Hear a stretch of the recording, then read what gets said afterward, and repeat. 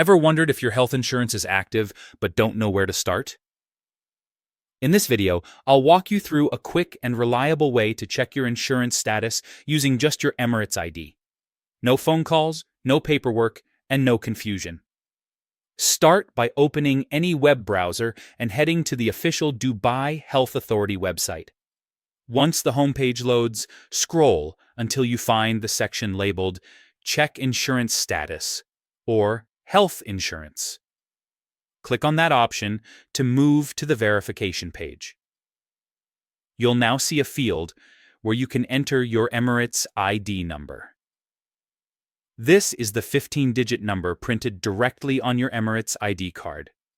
Type it in carefully, then complete the CAPTCHA to verify you're not a bot. After that, click on the Search or Submit button. Within a few seconds, your insurance information should appear on the screen.